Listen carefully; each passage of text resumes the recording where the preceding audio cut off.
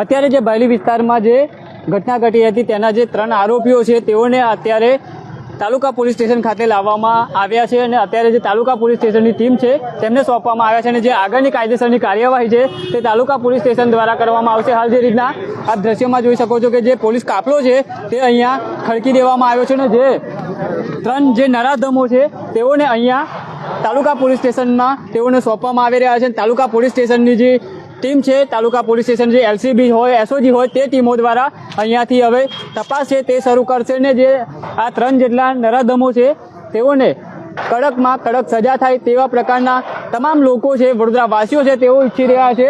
ત્યારે હાલ જે 3 નરાધમો છે તેઓને અત્યારે તાલુકા પોલીસ સ્ટેશન ખાતે લાવવામાં આવ્યા છે।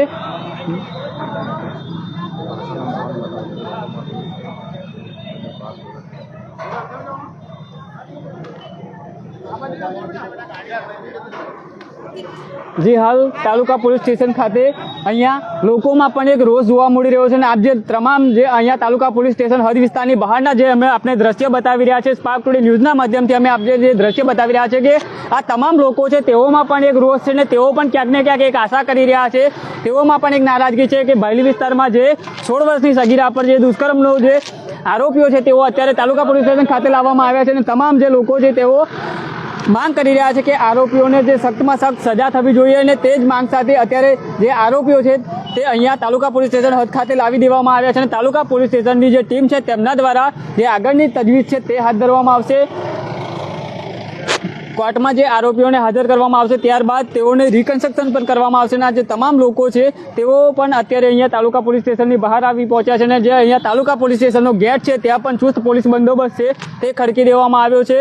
હાલ જે બધા જ જે વડોદરા વાસીઓ છે તેઓ એક આશા કરી રહ્યા છે કે જે આ નરાધમો છે 3 જે નરાધમો છે તેઓને કડકમાં કડક સજા થાય, ફાંસીની સજા થાય તેવી માંગ કરી રહ્યા છે। અત્યારે જે 3 જેટલા નરાધમો છે તેઓને તાલુકા પોલીસ સ્ટેશનને સોંપવામાં આવ્યા છે અને તાલુકા પોલીસ સ્ટેશનની જે ટીમ છે તેમના દ્વારા જે આગળની કાર્યવાહી છે તે કરવામાં આવશે। ખૂબ સારી કામગીરી છે તે ગુજરાત પોલીસે કરી છે, અમદાવાદ ક્રાઇમ બ્રાન્ચ છે, વડોદરાની ક્રાઇમ બ્રાન્ચની ટીમ છે તેઓને મોટી સફળતા મળી છે અને 48 કલાકમાં આ 3 જે આરોપીઓ છે તેઓને દબોચી લીધા છે અને જે આગળની કાર્યવાહી છે તે અત્યારે તાલુકા પોલીસ સ્ટેશન દ્વારા જે કામગીરી છે તે શરૂ કરવામાં આવશે અને તાલુકા પોલીસ સ્ટેશન દ્વારા આરોપીઓને કોર્ટમાં રજૂ કરવામાં આવશે અને ત્યારબાદ જે આગળની જે પ્રક્રિયા છે તે કરવામાં આવશે।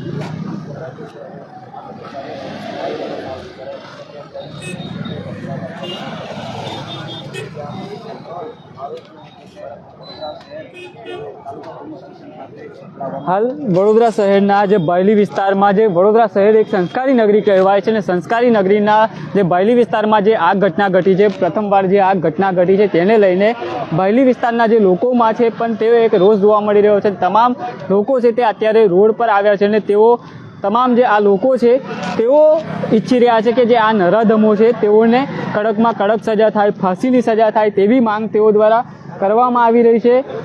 હાલ જે આપ દ્રશ્યમાં લોકો પણ જોઈ રહ્યા છો કે અહીંયા મોટી સંખ્યામાં લોકો પણ ભેગા થયા છે અને નરાધમોને અત્યારે તાલુકા પોલીસ સ્ટેશન ખાતે લાવવામાં આવ્યા છે અને અહીંયા પણ જે તાલુકા પોલીસ સ્ટેશન બહાર પણ લોખંડની જે પોલીસ બંદોબસ્ત છે તે ખડકી દેવામાં આવ્યો છે।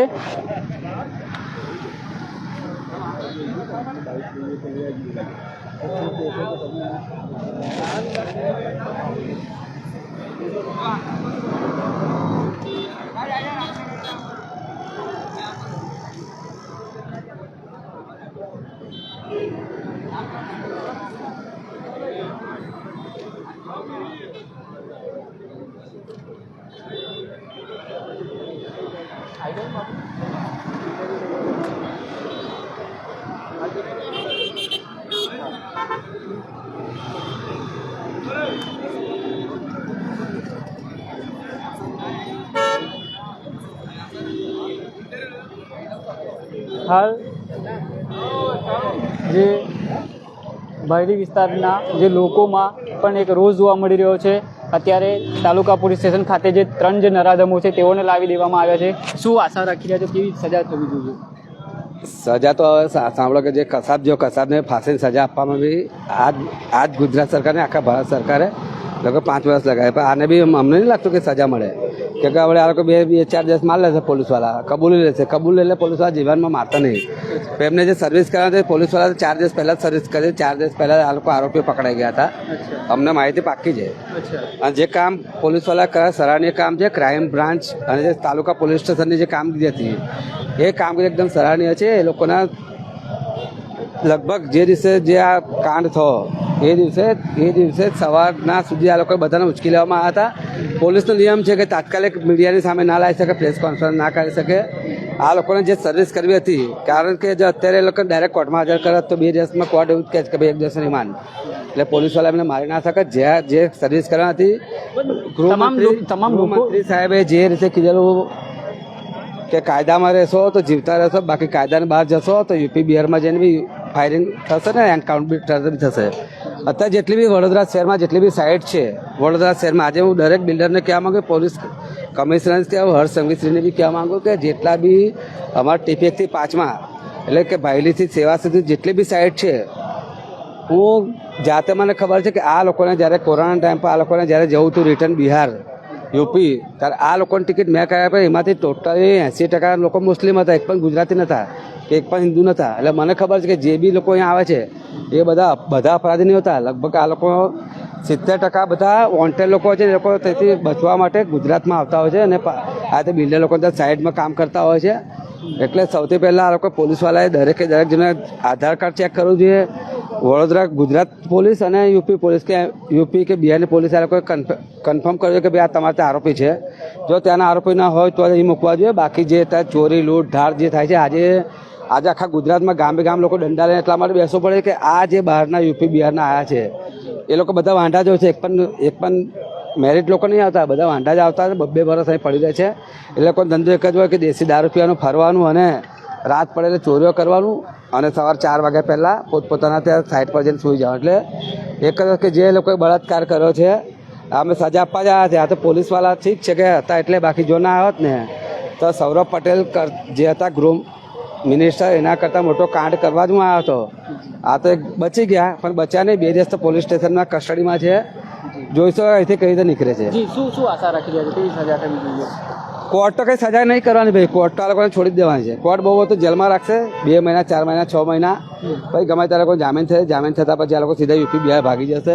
પણ આ જે મુસ્લિમો છે બહારના આવીને જે તાંડલજા વિસ્તારને જે બદનામ કરે છે, હું એવું નથી કે ગુજરાતના વડોદરા શહેરના મુસ્લિમો એકદમ વ્યવસ્થિત છે, પણ આ જે બહારના મુસ્લિમો આવીને મુસ્લિમ સમાજને બદનામ કરે છે. મુસ્લિમ સમાજને મેં એક આહવાન કરું છું કે તમે લોકો બી તમારા તાંડલજામાં લગભગ 50 થી 60% લોકો બહારના જ રહે છે. તમે લોકો જે તાંડલના છે માત્ર 30% જ છો, જે બીજા 70% બહારના છે. એટલે તમે બી પોતાના ઘરે જઈને વોટની રાજનીતિ બંધ કરી દો અને તમે જાતે શોધવાનું ચાલુ કરો અને ઘરે શોધીને આ લોકોને યુપી બિહાર મોકલવાની તૈયારી કરો. નહીં તો પછી જે સમય કેસરી તિલક લગાવી આપી દો તો મેં શોધવાનું ચાલુ કરશો તો પછી તમે સંતાવતા બી નહીં આવડે.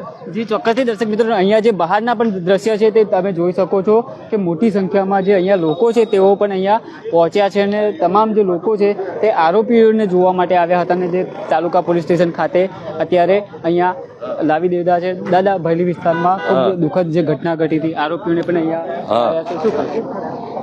અમે તો એક વસ્તુ કહ્યું, પહેલાં તો પોલીસને જય હિન્દ. તાલુકા SP ક્રાઇમ બ્રાન્ચ એમને જે 48 કલાકમાં જે કામ કર્યું છે ખરેખર બહુ સારું કહેવાય ને ફૂલ સેફટી એ આપે છે. રાતે બી 24 કલાક પોલીસો ફરતી હતી. બહુ સારો સાથ સરકાર આપ્યો છે.